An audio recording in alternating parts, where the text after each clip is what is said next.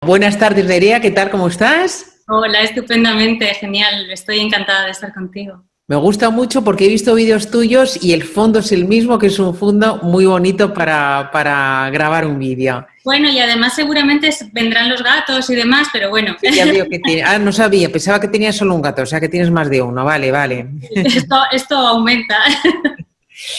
Bueno, Nerea, mira, nos encanta tenerte en Triunfa con tu libro porque tienes muchas cosas, muchas, digamos, partes de tu profesión, por así decirlo, que nos interesan a los autores, ¿no? Para empezar, eres escritora, pero eres también comunicadora, eres periodista, has sido editora, no sé si ahora lo serás, pero has sido en algún momento, has publicado novelas, has publicado este libro que tengo yo aquí, que me encanta, Coaching, para escribir un bestseller, se lo recomiendo a todo el mundo, es para novelas, ¿vale? Y muy, muy interesante.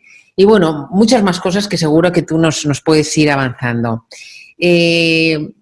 Como me he dejado muchas cosas en el tintero, pero tampoco tenemos mucho tiempo, resúmenos tú un poquito quién es Nerea Riesco. Pues ha habido una cosa que has dicho que justo yo siempre digo, lo que más soy es comunicadora, lo que has dicho. Y yo creo que es muy importante cuando precisamente como la mayoría de la gente que se acerca hasta ti, hasta tu web, hasta los podcasts, pretende, que es en realidad triunfar con tu libro. Triunfas con tu libro cuando estableces un contacto con otra persona, ¿no? Cuando tú escribes pensando que va a haber alguien al otro lado de las letras. En un principio eso está como un poquito denostado, ¿no? Parece que la historia de escribir para otros como que no está bien visto, ¿no? Parece que el escritor tiene que escribir para sí mismo por un placer enorme que siente al hacerlo, y si ya piensa en gustarle a alguien, ¿no? En ese proceso de seducción, pues parece que como que está mal visto y como que se critica un poco, ¿no? Y por eso nació precisamente Coaching para escribir un bestseller. Como bien decías, tengo 6 novelas publicadas, ahora se va a publicar la 7ª, tengo libros infantiles, libros de relatos, y a raíz de pensar por qué la gente quedaba enamorada de un personaje, de una historia, de un libro, de un mundo al completo, ¿no? Hay gente que vive Macondo con más intensidad que el propio pueblo en el que vive, ¿no? Y al final te preguntas cómo ha hecho el autor esa magia, cómo lo ha conseguido, y en ese intento de investigar empecé a trabajar sobre mi tesis doctoral, que es precisamente, la leí el día 15 de enero y parece ya que hace un mundo con la pandemia por Lo que ha pasado, ¿no? Y de repente, bueno, pues la tesis dio lugar a ese libro que estabas comentando, a Coaching para escribir un bestseller, que en realidad es un poco eso, ¿no? Es como una especie de manual en el que se intenta desgranar cómo otros han conseguido seducirnos con sus letras y cómo nosotros podemos conseguir seducir también con las nuestras, ¿no? Sí, por ejemplo, hay algo muy interesante que tú cuentas sobre el agente literario de Ken Follett, que Ken Follett acaba de sacar, yo creo, esta mañana le oía por la radio, ¿no?, con su última novela, lo que eran los ingredientes de un bestseller. Te los voy a decir, lo que tú apuntabas, que decía este agente literario, que me han parecido geniales para una novela. Sí. Entonces, a ver si te acuerdas tú un poco lo que escribiste.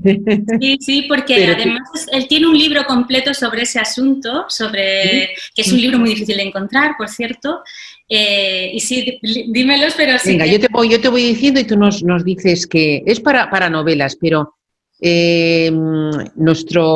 digamos, la gente que te va a escuchar, hay novelistas, aquí lo que es en el Club de Autores, sobre todo son autores de no ficción. Sí. Pero sí que es verdad que hay libros de no ficción que sí que tienen que ser un poquito novelados. Entonces, bueno, a todos nos interesa esto. Por ejemplo, decía el agente literario, nada más ni nada menos que de Ken Follett, de otros muchos más, pero ya de Ken Follett, con eso está dicho todo, que estos eran los ingredientes de un bestseller. Por ejemplo, el primero, apuestas elevadas. ¿Qué es esto de apuestas elevadas? Pues fíjate que normalmente cuando leemos una novela de las que se supone que, bueno, pues tipo Ken Follett o estos grandes bestsellers que asaltan en las librerías, hay como algo que el protagonista de la novela está como una especie de situación límite. Tiene que encontrarse en una situación en la que está a punto de conseguir algo, o está a punto de salvar el mundo, o está a punto de conseguir que no sé, que su fórmula para curar el COVID salga a la luz, pero de repente alguien se le interpone por delante, no son apuestas como muy elevadas, ¿no? Nuestro protagonista se juega mucho en este libro, a lo largo de este libro. Prácticamente desde el principio, por ejemplo, leemos Los Pilares de la Tierra y prácticamente desde el principio nuestro protagonista, el protagonista de Los Pilares de la Tierra, se enfrenta a una situación límite, ya no puede mantener a su familia y tiene que ir recorriendo ese mundo buscando la manera de conseguirlo, ¿no? Y entonces es un poco esa conexión que al final tenemos con el protagonista de la obra casi desde el comienzo, porque tiene que enfrentarse a una situación límite y enseguida enganchamos con el lector, ¿no? Porque el lector se identifica rápidamente, ¿no? Le pasa igual a Harry Potter. Harry Potter de repente está viviendo una vida horrible y a través de una carta cambio de vida, ¿no? Y entonces todos queremos que él consiga esa apuesta elevada, ese reto tan enorme que va a hacer que todo cambie, ¿no? María, hablando de Harry Potter, el segundo ingrediente es personajes más grandes que la vida. Este es muy interesante y de hecho lo reseño bastante, lo desarrollo bastante en el libro de Coaching para escribir un bestseller, porque realmente es verdad que cuando leemos manuales de creación literaria siempre pues, nos hacen propuestas de entrevistar a nuestros personajes, de hacerles el eneagrama para crear su personalidad, pero hay algo más allá de eso. O sea, podemos realmente crear personajes interesantes, pero todas las personas, o sea, personajes interesantes, no personas reales, o sea, podemos llegar a crear con esas propuestas personas que son reales. Pero ¿realmente todas las personas reales que conocemos nos resultan atractivas? Pues no, no todas. ¿Por qué? ¿Por qué nos resulta alguien atractivo? Bueno, pues hay una serie de ingredientes, ¿no? Él pone como ejemplo Scarlett O'Hara. Scarlett O'Hara es un personaje que no deja indiferente a nadie, ¿no? Al final todo el mundo tiene una opinión sobre Scarlett, pero indiferente no te quedas, ¿no? Entonces él hace como una especie de selección en la cual la odiamos, la amamos, se crea una situación en la que ese personaje marcará para siempre la historia de la literatura, igual que lo hacen Madame Bovary o El Quijote o otros muchos, que no solamente son personas reales, que nosotros los sentimos reales, sino que además son tremendamente carismáticos, ¿no? Y él hace esa propuesta. Vale, mira, y la tercera es la cuestión dramática. Claro, ahí hay un momento en el que la emoción tiene que embargarnos también cuando estamos leyendo un libro, esa emoción que nos conecta con el libro, con el autor, con la historia que nos están contando, ¿no? Que siempre está ahí en ese trasfondo de la historia que nos están narrando. Y entonces yo creo que lo digo en el libro también, que hay un momento en el que yo creo que uno consigue engancharse o no engancharse con un libro y es cuando tú consigues o no consigues hacerte con la historia, de repente sentir que tú mismo podrías estar protagonizando esa misma situación y que a lo mejor es un asesino, por ejemplo, ¿no? Algo tan terrible como un asesinato o un crimen o lo que sea, pero tú piensas que tú en esa situación podrías llegar a hacer algo parecido, ¿no? Y si consigues hacer eso, si consigues conectar de esa manera con el lector, no solamente tienes asegurada la venta de ese libro, pero por lo menos está asegurado que ese lector volverá a comprar otro libro tuyo cuando lo saques al mercado, ¿no? Muy bueno, muy bueno. Concepto elevado, ¿qué es esto del concepto elevado? Claro, no quedarnos un poco con las... Esto quiero seguir diciendo que esto lo que dice Zuckerman, que es el agente de Ken Follett, ¿eh? La cuestión es que él no propone que sean temas pues como del día a día, ¿no? Así como el hiperrealismo y cosas así, ¿no? Es un poco como James Bond, ¿no? ¿Quién no quiere ser un superespía que recorre el mundo? ¿Quién no quiere viajar a países lejanos, viajar en el tiempo, vivir en la Edad Media, ¿no? Como en Los Pilares de la Tierra? ¿Quién no quiere ser un niño mago, ¿no? ¿Quién no quiere vivir mucho más allá de las posibilidades que tenemos en el día a día, ¿no? Muchas personas se adentran dentro de un libro precisamente para verse arrastrados por esa magia. Al final los libros nos envuelven de tal manera que yo creo que no tienen nada que ver con las películas al final, porque en un libro nosotros creamos ese mundo y está dentro de nuestra cabeza. Y al final, bueno, pues nos arrastra hasta ese lugar que es el que nos apetece vivir. Entonces es un poco esa propuesta, la propuesta de decir, bueno, haz soñar, ¿no? Haz disfrutar, haz que la gente viva aventuras que no va a poder vivir jamás, pues porque son en otra época diferente del tiempo, porque son por mil razones, ¿no? Puedes, leyendo una novela, puede ser tener otro sexo, tener otra edad, vivir en otro tiempo, en otro planeta, o sea, puedes hacer mil cosas, ¿no? Entonces eso es la magia de la lectura, ¿no? Ajá. Bueno, Nerea, y el quinto son los puntos de vista múltiples. Mira, eso es muy interesante porque en muchas ocasiones el escritor cae en el error de simplemente dar el punto de vista o darnos la voz interior de uno de los personajes. En cambio, él propone que sepamos todo de todos, o sea, que incluso podamos entender y comprender las motivaciones de la persona más mala, la que peor nos caiga del libro, o no solamente de los personajes que nos gustan, ¿no? Que todo el mundo tenga ese lugar en nuestro libro, en nuestra manera de redactar, pero también en el imaginario del autor, del lector mientras está leyendo, ¿no? Uh-huh. Y el último sería el escenario. El escenario es fundamental. Yo no sé si os pasa a vosotros, pero hay libros que realmente son apetecibles volver a ellos simplemente por el lugar en el que nos sumergen.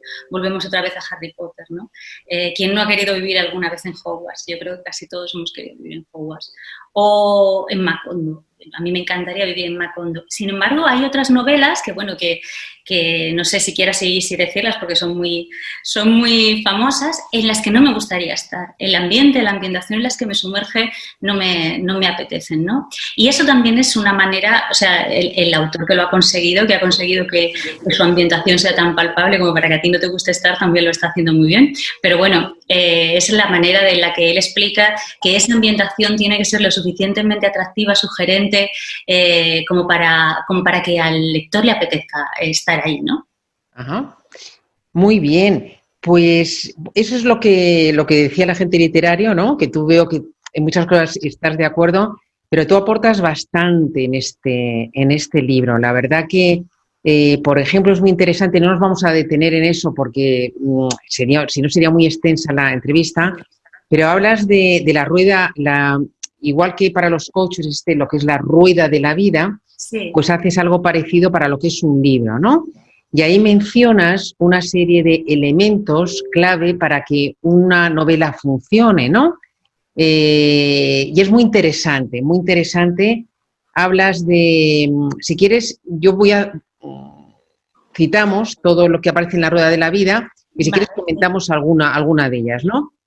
Hablas del tiempo dedicado a la novela, el género, por supuesto, para que tenga éxito, hay géneros que se venden más que otros, ¿no? El tema...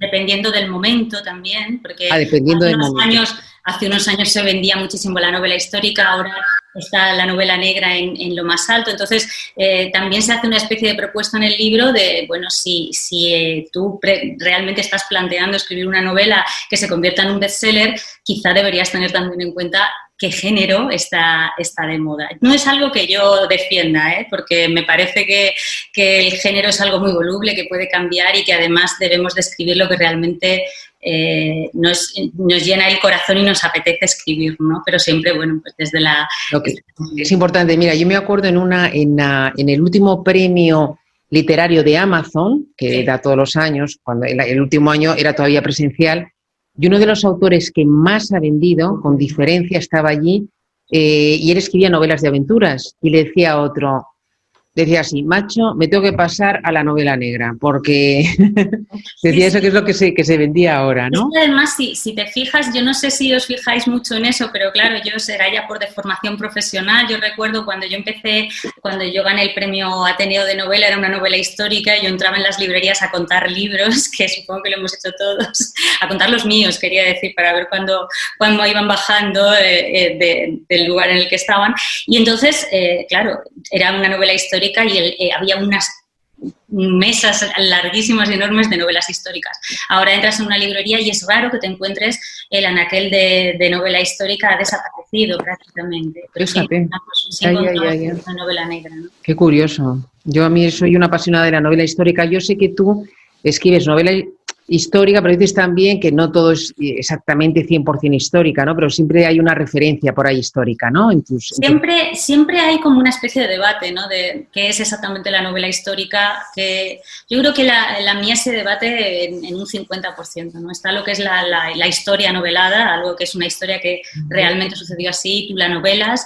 Luego está esa otra que es simplemente ambientación histórica, o sea, por ejemplo, La sombra del viento, tú vives el momento histórico en el que te sumerge Carlos Ruiz Zafón, pero realmente hace alusión a leves pinceladas del momento histórico. Y luego está un poco lo que yo hago, que es como un 50% en el que la realidad de lo sucedido se transcribe tal cual, y luego están los personajes interactuando dentro de ese mundo. Vale, dentro de esa rueda de la vida hablas también del tema, sí, del argumento, de la trama, del tiempo interno y externo. Cuéntanos un poquito eso. ¿Qué es el tiempo interno y qué es el tiempo externo? Pues fíjate, en el coaching para escribir un bestseller yo pongo un ejemplo que es como muy claro, que es el 5 horas con Mario. 5 horas con Mario, se supone que 5 horas es más o menos lo que va el lector a tardar en leerse ese libro. Son 5 horas en las que la protagonista está con el cadáver de su marido, que son las 5 horas que está con él, por eso se llama así, 5 horas con Mario, y en esas 5 horas ella hace un recorrido de 25 años de vida conjunta. Entonces, el tiempo externo serían esos 25 años, el tiempo interno serían esos 5 horas en las que ella está dentro de esa historia, ¿no? Entonces, es muy importante que nosotros yo trabajo mucho las líneas del tiempo porque es muy importante saber en qué circunstancia está sucediendo nuestra novela. Incluso si habláramos de una novela futurista, deberíamos plantear una línea del tiempo, ¿no? Es decir, bueno, en este tiempo están mis personajes moviéndose en la novela, pero si hace alusión, pues por ejemplo, al pasado, al futuro o, en fin, incluso al presente que se está viviendo, porque el presente que se vive, cuando hablamos del siglo XX, pues no es lo mismo vivir en los años 30 del siglo XX que vivir en los años 80 del siglo XX, ¿no? Tenemos que tener muy claro en qué momento se están moviendo nuestros personajes, porque dependiendo de ese momento será cómo actúen, ¿no? Cómo se comporten. Ajá, muy bien. Luego del espacio también, que hemos hablado un poco antes, el narrador y los personajes. Sí. Respecto al narrador, porque esto a mí me lo pregunta muchísima gente, ¿qué es mejor hacerlo o qué diferencia hay entre hacerlo entre primera y tercera persona? Y te pediría una puntualización, que es que nos expliques para la novela, pero para un libro de no ficción, ¿qué sería mejor, primera o tercera persona? Bueno, yo siempre digo, cuando yo empecé a escribir coaching para escribir un bestseller, que como te digo, partía de la tesis doctoral, yo me centré en novelas porque la realidad es que, claro, el universo del bestseller es tremendo. Si tenemos que abarcarlo todo, bueno, pues uno de los grandes bestsellers de la historia es la Biblia, ¿no? Por ejemplo. Pero claro, tenía que centrarme un poco y además me centraba en la parte del autor, el autor. Pero dentro del coaching para escribir un bestseller, a pesar de que, como dices, estoy centrado en la novela, también hay puntos que pueden aprovechar la gente que escribe no ficción, ¿no? Esa parte de la conexión y demás. Cuando me preguntas si el narrador tiene que notarse... Sí, es mejor, o sea, ¿qué diferencia hay entre hacerlo entre primera y tercera persona? Pues mira, normalmente algo que suelen decir los editores es que las primeras novelas la gente tiende a escribirlas en primera persona y que además tienden a convertirse un poco en los protagonistas de la obra, ¿no? Y como que hay un cierto sabor de amateur en esas primeras novelas escritas en primera persona. Es verdad que si lo haces bien, la primera persona llega directa al corazón. Yo siempre pongo el ejemplo de La sombra del viento, ese comienzo de La sombra del viento en el que escuchamos la voz del niño y de repente estamos ya dentro, ¿no? Porque nos está hablando directamente a nosotros. O sea, una primera persona bien llevada es un gancho muy fuerte. ¿Qué ocurre? Que hay que tener cuidado porque hay cosas que la primera persona no sabe.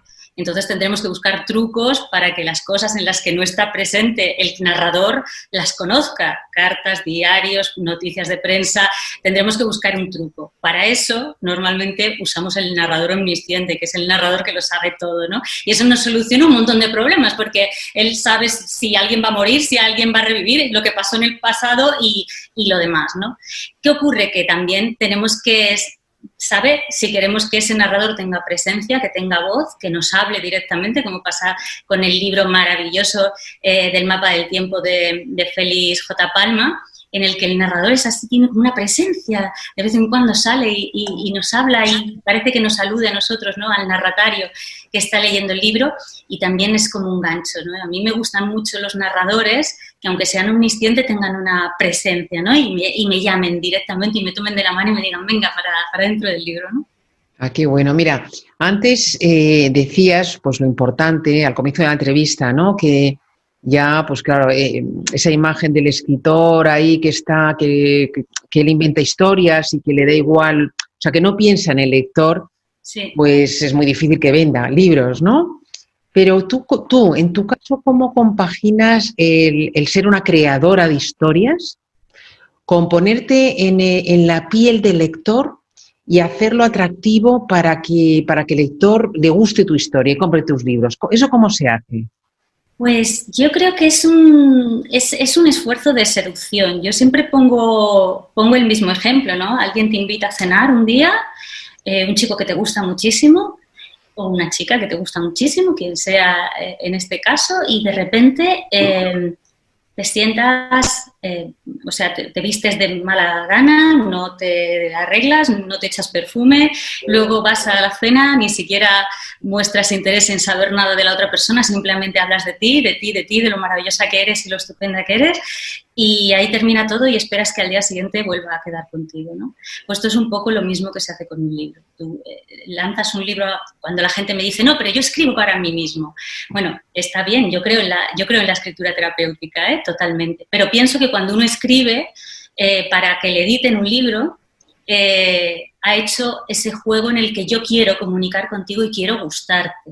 O sea, te voy a mostrar lo mejor de mí y te voy a contar la historia lo más bonito del mundo, ¿no? Como hacen cuando te le cuentan un cuento y eres un niño, ¿no? Te lo cuentan con emoción, ponen un tono de voz, te seducen con esa historia. Esa es la conexión con el libro, ¿no? Y al final es un poco eso, es un juego de seducción. Yo no entendería jamás escribir un libro para que nadie lo lea. Y ya te digo que muchas veces cuando te hablan de autores muy famosos que aseguran que no querían ser publicados, que querían que les quemaran su obra y temas, conocemos mil historias como esta, ¿no? Tú bien sabes, y tus alumnos también lo saben, lo difícil que es llegar a publicar un libro, lo que cuesta, el esfuerzo primero de redacción, el trabajo luego posterior, que el trabajo puramente burocrático, la edición, la maquetación, las portadas, si ya lo quieres, si no es autoedición, si lo quieres editar con una editorial, tienes que buscar agente, tienes que buscar editor, que nadie me venda una cosa que no es. La gente que edita es porque quiere que le lean. Quiero que me leas. Y claro, si quiero que me leas, tendré que seducirte. Pues volvemos al tema de la cena, ¿no? Tendré que mostrarte mi mejor cara y tendré que engatusarte con mis historias, que es lo que hacen los escritores. Vale, mira, tengo mucha curiosidad por una cosa, Nerea. Bueno, tú escribirás, sé que eres partidaria de tener, digamos, una estructura de tu novela y demás. Vale, tú escribes. Háblame de la fase de corrección. ¿Cómo corriges tú tus libros? Yo normalmente hago 3 vueltas de las novelas. Escribo una primera parte, que es prácticamente, después de haber hecho esta estructuración y demás, lo que hago es que desarrollo mucho cada capítulo, que son como resúmenes largos, pero en los que yo ya sé dónde va cada escena. O sea, yo utilizo un Excel para organizar los capítulos por escenas y entonces ya está todo en esa primera vuelta de la novela, ¿no? Ya están desarrollados todos los capítulos, si tiene prólogo, si tiene epílogo, ya está todo desarrollado, ¿no? Es una sensación muy satisfactoria, supongo que para todos los que escribís, el ver cómo esa idea ya está, ¿no? Ahora solo tenemos que peinarla. Sí. Ya solo hay que peinarla, pero la idea, tal y como yo la tengo, ya estaba, ¿no? Entonces luego hago esa segunda vuelta, esa segunda revisión, en la que ya todo eso se desarrolla muchísimo más. Y luego siempre digo que la tercera vuelta es ya cuando te llegan las galeradas y tú ya haces esos pequeños apuntes, ¿no? Y así es como yo voy trabajando las obras. Yo siempre digo que para mí la estructuración es fundamental, De hecho, en Coaching para escribir un bestseller muestro muchos ejemplos de estructuración diferentes para que cada uno, porque al final podemos dar muchas pautas, pero cada uno al final le viene mejor la suya, ¿no? Cada uno tenemos nuestro truco mental para organizarnos y entonces, bueno, pues hablo del mito del héroe, hablo del copo de nieve, que también es algo que te facilita mucho la vida, por lo menos en los primeros momentos, ¿no? de la redacción del libro. En definitiva, que al final yo entiendo los autores que dicen que escriben los que de brújula y los de mapa, ¿no? Como se dice, sí. Pero yo soy más de mapa, de GPS, la brújula y todo lo que se pueda llevarse, hay que llevárselo. Vale, voy a hablar un momentito con los autores del club de autores que ya están aquí, para que, bueno, vamos a continuar la entrevista con Nerea, pero si tenéis alguna pregunta la vais poniendo por chat, ¿vale? Lo podéis ir poniendo ya y en cuanto acabe la entrevista, o incluso a lo mejor corto un poquito y se lo pasamos a Nerea, ¿no? Este libro que tengo aquí, que lo has escrito tú, que hacía referencia a coaching para escribir un bestseller, esto es fruto, me decías, de una tesis. Sí, la tesis. La tesis que hiciste. Sí, sí. Eso es curioso porque hay mucha gente bueno, mucha gente no, pero a mí sí que se me ha dirigido bastantes personas que han hecho una tesis y luego lo han pasado al libro, ¿no? Sí. ¿Exactamente esta es la tesis o lo adaptaste al libro? No, la tesis, ya te digo que la leí el 15 de enero y he estado prácticamente hasta el final del último momento trabajando con ella. Lo que pasa es que, bueno, yo iba viendo que según iba trabajando en la tesis, yo decía, bueno, qué interesante sería, bueno, el aportar esto en un libro, ¿no? El que alguien, no solamente que llegue a coaching para escribir un bestseller con una idea, pues incluso para gente que ya tiene la novela, pero que no está seguro de haberlo calibrado bien, las curvas, porque hablo mucho sobre las curvas de las emociones, el equilibrio entre diálogo, argumento, el desarrollo, en fin, todo el equilibrio de los elementos, ponerlo en orden para que alguien lo tenga en un libro. Y yo al principio digo, bueno, si no tienes nada escrito, empieza paso por paso con el libro, ¿no? Ve conmigo y vamos avanzando en el camino, ¿no? Incluso llega ya el último momento en el que hablo de qué hacer con tu novela al final, ¿no?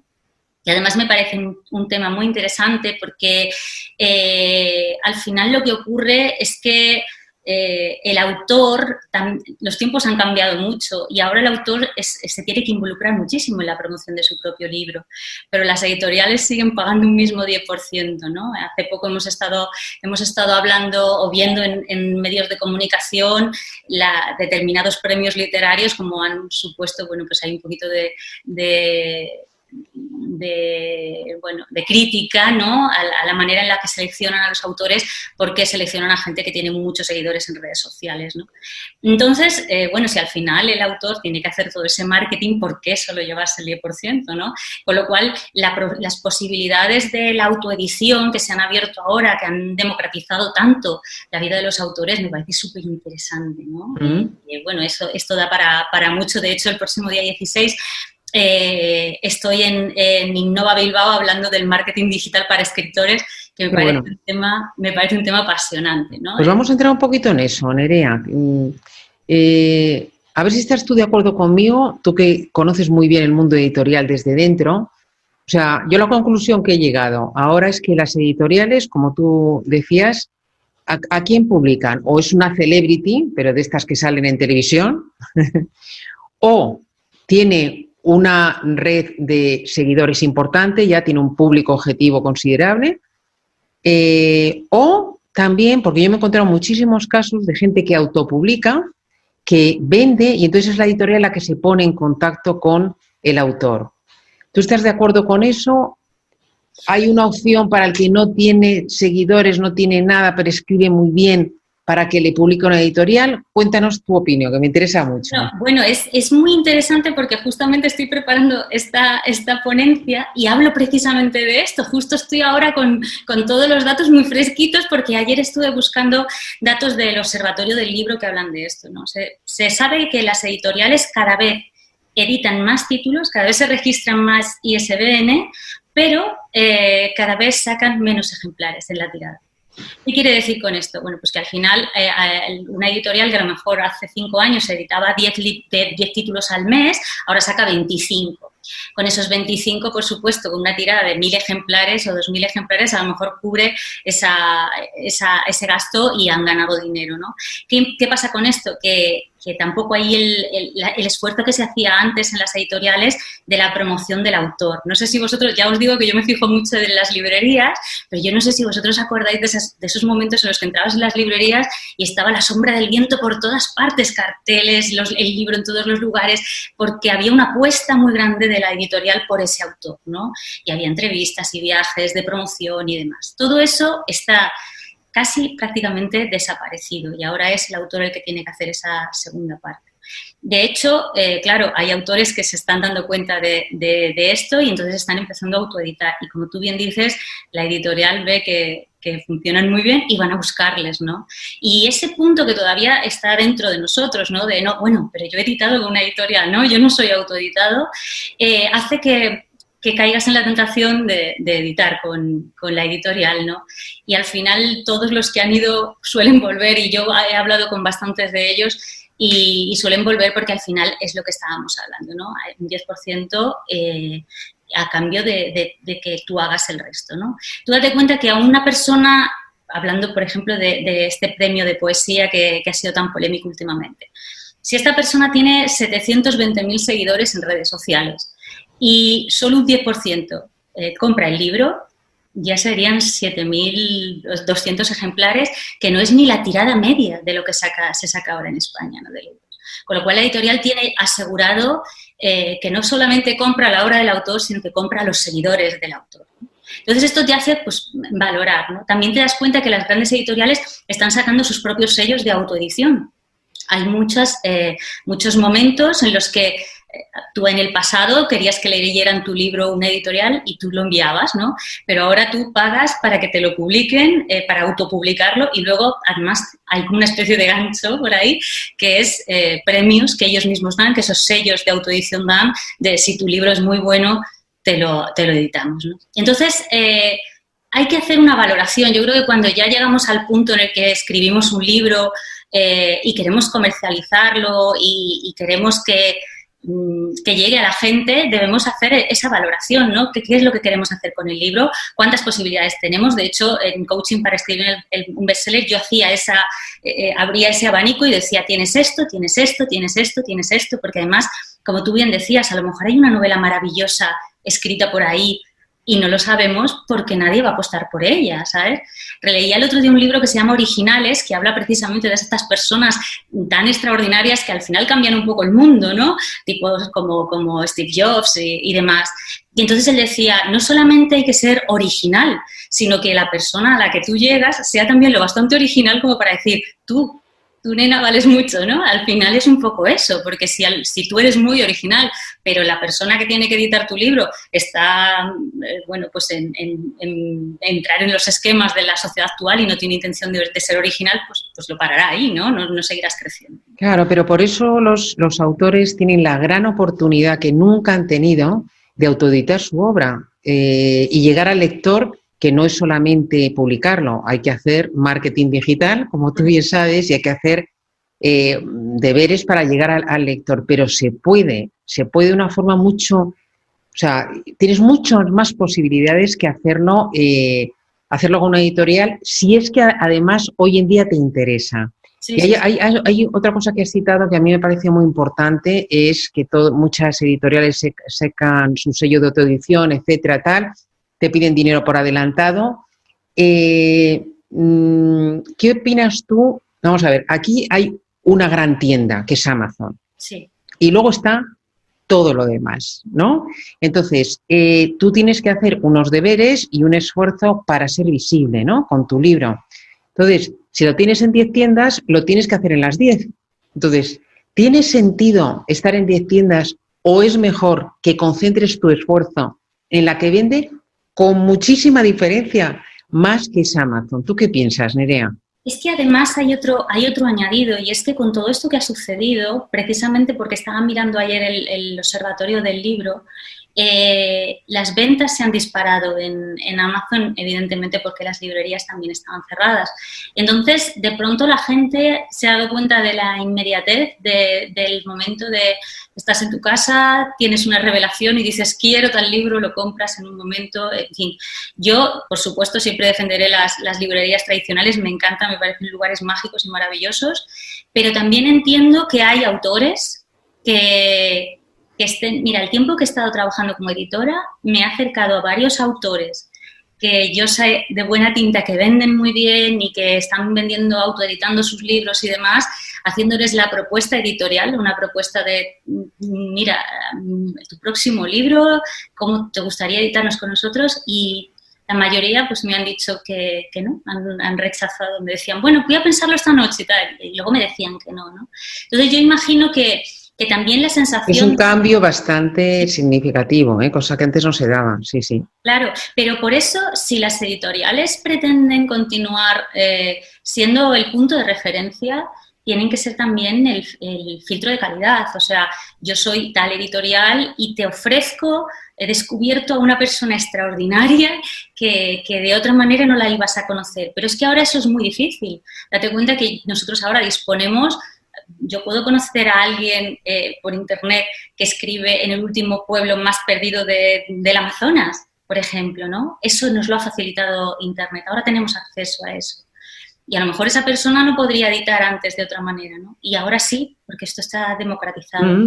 Sí. Y el hecho de que tú mantengas el control de tus cosas, ¿cuántos de nosotros tenemos libros publicados por ahí que decimos, madre mía, vaya contrato leonino que tengo con esto, que tengo 15 años de contrato con esta gente que ya ni saca el libro, que el libro está abandonado? Yo creo que hay una especie de responsabilidad, de hecho en la tesis doctoral hablo del compromiso del autor con el éxito de su obra, ¿no? Un compromiso que adquieres con tu propia obra de promocionarla, de cuidarla, de mimarla, de colocarla en el mejor lugar posible para que llegue a los lectores, ¿no? Y entonces, sabiendo todo el abanico de posibilidades que tú tienes, ya eliges después.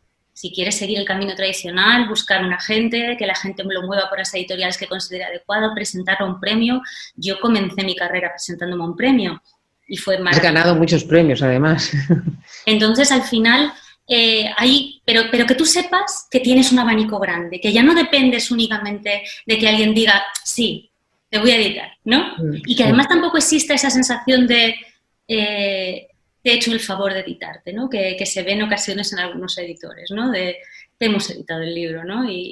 O te hemos sacado de la segunda división, que eso lo he oído yo de editores que se lo dicen a autores que están editando con editoriales menores, ¿no? Entonces, claro. Ahora ya tenemos ese poder los autores, tenemos la posibilidad de movernos por donde queramos. Claro. Yo creo que es falta de información realmente, o sea, al autor le falta muchísima información de cómo está el mundo del libro. Es que además poca gente lo conoce y bueno, se aprende muchas veces dando palos de ciego, ¿no? Y al final, bueno, pues vas aprendiendo así. Totalmente. Mira, para terminar un poquito lo que es la entrevista, si damos paso rápido a las preguntas que están haciendo ya, me gustaría, a nosotros nos recomendó María Fornet que entrevistáramos, ¿no? Nos dijo que eras la persona ideal para y nos encantó además ella, nos encantó la entrevista. Bueno, ¿tú a quién nos recomendarías entrevistar para este canal de Triunfa con tu libro? Pues he estado dándole muchas vueltas a muchas personas, ¿no? Que podrían resultar interesantes. He pensado en mi agente de ficción, que ella ha estado durante muchísimos años llevando la oficina de derechos de autor al extranjero en Random House, en Penguin Random House. Ahora está independizada, ella es agente literario, lleva la oficina de Ildefonso Falcones y es una mujer... Bueno, Sandra Bruna. ¿De No, Sandra Bruna? no, es Perfecto. Justina. Just... Ella tiene ahora la oficina, su agencia se llama Hanska.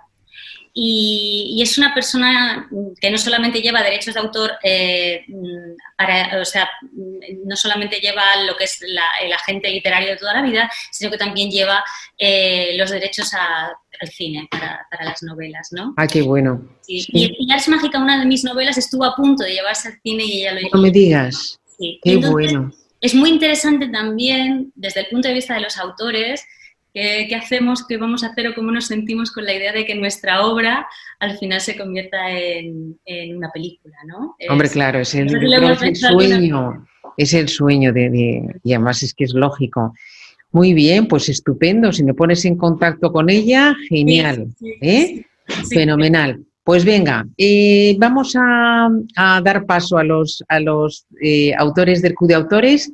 Y aquí hay unas cuantas preguntas. Por ejemplo, Silvia Jarabo dice, realmente no me queda claro si Nerea recomienda autoedición frente a editorial o no. Pues yo no recomiendo nada. Yo recomiendo que cada uno sepa lo que hay. O sea, que cada persona lo sepa. Yo nunca he autoeditado, pero empiezo a valorar esa posibilidad para determinados productos. O sea, yo casi que abogaría por el autor híbrido, ¿no? Personas que sepan que hay determinados productos que lo manejan ellos mejor en cuanto a sus derechos de autor y demás, y otros productos, por ejemplo, a mí en este caso la novela, por ejemplo, y mi agente en concreto de la que te hablaba, es una persona que mueve tan bien la obra como yo no la haría nunca, ¿no? Entonces, al final, yo creo que hay determinados, tú tienes que saber, pero por eso es importante saberlo, ¿no? Tener en la mano las probabilidades y tienes que saber cuál es lo que más te conviene. Yo creo que eso es lo fundamental, tener la información, porque al final... Tener la información, exacto. Ricardo te pregunta, Ricardo Barcaioli, Nerea, ¿cómo ves el mundo editorial dentro de 10, 20 años? Pues yo creo que hace unos cuantos años ya había un agente literario que le llamaban el Chacal, imaginaos cómo debe ser para que le llamen el Chacal, no sé si te acuerdas de él, y que de hecho sigue funcionando y tienen oficina, incluso ahora en la oficina de Nueva York están llevando también derechos en español y en castellano. Bueno, pues él decía que el futuro era Amazon. Y de hecho se ganó la enemistad de muchísimas editoriales, algo que en un momento dado, como era hace bastantes años, cuando lo dijo, nos quedamos todos un poco como sorprendidos de que él se lanzara a hacer ese comentario cuando él tenía que vender a los autores a esas propias editoriales, ¿no? Se le echó un poquito todo el mundo encima. Pero la realidad es que yo creo que vamos hacia el mundo en el que o cambian las cosas o las editoriales son algo diferente a publicar al que tiene muchos seguidores en redes sociales, o empezarán a perder el sentido. Todavía nos mantenemos, tenemos un poco ese pozo de la editorial me da prestigio, ¿no? Si edito con editorial es prestigioso, pero cada vez hay más voces críticas al respecto de si yo tengo que hacerlo todo, si yo tengo que hacer la promoción, si yo tengo que llegar al día a mis redes sociales, si tengo que organizar mi propia presentación, si tengo que pagarme los viajes a las ferias del libro, sí, ¿por qué? Porque al final yo soy, como digo yo, el agricultor de las letras, ¿no? Porque de toda la cadena somos los únicos a los que además les parece a todo el mundo normal que no vivamos de escribir. Porque me acuerdo de un encuentro con lectores en un club de lectura que alguien me decía, cuando terminamos, después de hablar de mi última novela, nos fuimos a tomar algo y me dijo una médico que había allí, bueno, ¿y tú de qué te mantienes? Y claro, no, en un primer momento no entendía lo que me decía, ¿de qué mantengo? Sí, que ¿de qué vives? Bueno, pues yo escribo, ¿no? No me estás viendo. Y me dijo, pues qué suerte tienes, ¿no? Porque puedes vivir de ello. Y le dije, fíjate que es curioso, porque si yo fuera bibliotecaria o vendedora del círculo de lectores o diseñadora gráfica en una editorial, no se te ocurriría preguntarme eso. En cambio, si soy la escritora, sí te parece lógico que yo no pueda vivir del libro. Los otros sí pueden vivir del libro, pero yo no, ¿no? Entonces, yo creo que el día que la gente empiece a darse cuenta de todo esto y se cambie un poco ese chip, ¿no? Yo creo que las nuevas generaciones ya van viendo que Internet aporta otras soluciones a nuestra vida, pues quizás el mundo del autor cambie. Que no sé si he contestado porque soy un poco abuela cebolleta, me lío. No. Sí que has contestado y además tu opinión tiene mucho peso porque tú eres una persona con mucho recorrido, tienes muchas novelas, tienes muchos premios, tus novelas han sido traducidas a muchos idiomas, conoces el mundo editorial desde dentro, sí, o sea que eres una persona que lo conoces muy bien. Mira, pregunta Teri Alvear si podemos tener el link para meterse a esta conferencia que tú dices de Innova para hablar de marketing digital para autores. Pues buscad porque creo que se puede asistir también online, porque el problema ha sido, esto se iba a celebrar en marzo, el 27 de marzo, pero claro, lo que se nos ha hecho... Presencial. Sí, era presencial y bueno, es un congreso sobre nuevas tecnologías. Si ponéis Innova Bilbao, veréis que hay una opción para acudir de forma virtual y también la forma presencial, pero claro que es allí en Bilbao. Mira, también Tere, para resumir un poquito y para no extendernos ya demasiado, preguntas si recomiendas entonces invertir en marketing digital. Sí, incluso, bueno, no solamente invertir, sino también en tu propia formación. Pero bueno, yo creo que eso ya cada vez nos damos cuenta todos más, ¿no?, de lo importante que es no quedarnos atrás en cualquiera que sea nuestra profesión y seguir avanzando, ¿no? Claro, a mí ahora me ha resultado un mundo, llevo ya unos años sobre todo en Instagram, que me parece una plataforma muy interesante para escritores. No sé si seguís a muchos escritores de los superboom en Instagram y hay algunos que lo hacen realmente bien, ¿no? Y entonces, yo no solamente invertiría tanto en nuestra web como en cuando si autoeditamos, en que sea un libro de calidad, que esté muy bien trabajado, que nosotros sepamos lanzar el mensaje al mundo, porque al final podemos tener un libro estupendo, pero como yo digo siempre, si está en el anaquel metido en un rincón y nadie lo sabe que existe, pues el libro más maravilloso del mundo se quedará siempre ahí, ¿no?, en el rincón. Entonces, sí, yo soy de las que creo que hay que aprovechar todo lo que tenemos en nuestra mano si de verdad nuestro interés es llegar al público. Quiero recordar un apartado a los autores de Cuidadoras que tenemos próximamente un especial de Amazon Ads, ¿vale? Un monográfico y probablemente el mes que viene o el siguiente habrá un monográfico de redes sociales, ¿vale? Ya os iré contando, pero son temas importantísimos. Vale, pues mira, terminamos con la pregunta de Ricardo, aunque sea un poco retroceder, pero yo creo que sí que es interesante para todos. Háblanos un poco de los diálogos. ¿Cómo se hacen buenos diálogos? Bueno, a mí me gustan mucho los diálogos porque yo creo que es el momento en el que realmente el lector se siente ya, si has conseguido crear una buena ambientación y ya estás muy sumergido, si de repente hablan los autores, los protagonistas, ya te seducen por completo. Yo normalmente cuando estamos en los talleres de creación literaria, lo que intento es que se lean en voz alta, no es lo mismo escribir que leer, pero igualmente tampoco tenemos que reproducir un diálogo tal y como es, ¿no? Los diálogos dudamos, nos equivocamos, no, cambiamos la palabra, en fin, me parece fundamental. Me parece fundamental también que si vamos a trabajar diálogos y para presentar a una gente, a una editorial o lo que sea, tengamos muy presente el tratamiento de los diálogos. Cuando eres editor y te llega alguien que no ha puesto bien los diálogos, te queda como una sorpresa, pero ¿cómo ha podido ser esto, no? O sea, se supone que quien escribe ha leído mucho y ve, por lo menos se fija en cómo van los diálogos, ¿no? Y luego me parece fundamental el saber quién es nuestro personaje, de qué extracto social viene, si tiene acento, si tiene giros lingüísticos. O sea, en mi última novela, que además le entregué a Justina el martes, tengo varios personajes que son de otros países y entonces países que son latinoamericanos y que entonces cada uno tiene sus... No acento, porque no escribo el acento, pero sí determinados giros lingüísticos, o sea, expresiones diferentes, ¿no?, que son los que van a dar al lector la sensación de que está hablando con otra persona, ¿no? Igualmente el nombre de los personajes me parece fundamental. ¿Puede decir el nombre de tu próxima novela o todavía no? Pues como todavía no se ha publicado, no me atrevo. Pero... O dinos el género de... Bueno, se llama La ciudad bajo la luna. Vale, La ciudad bajo la luna. Perfecto. Sí. ¿Cuándo sale? Pues no lo sé porque ya te digo que le he dado la novela a Justina el martes, o sea que, y creo que este año la Feria del Libro de Frankfurt es online, me parece también, estamos Claro, en claro. el año, Sí, sí, sí.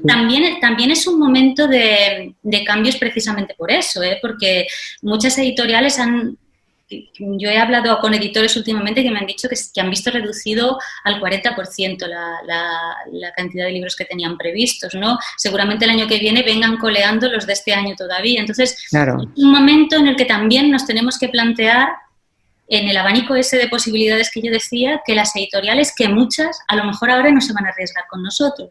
Claro. Y sin Precisamente, embargo, Amazon está vendiendo más que nunca. claro, O claro. sea, Claro, pero por eso muchas veces el hecho, cuando alguien me dice, ¿por qué no lo quiso ninguna editorial? Bueno, pues es que tampoco vayas a pensar con eso y es que tu novela no es buena, es que hay tantas cuestiones externas que afectan a que una novela la quiera una editorial o no, que bueno.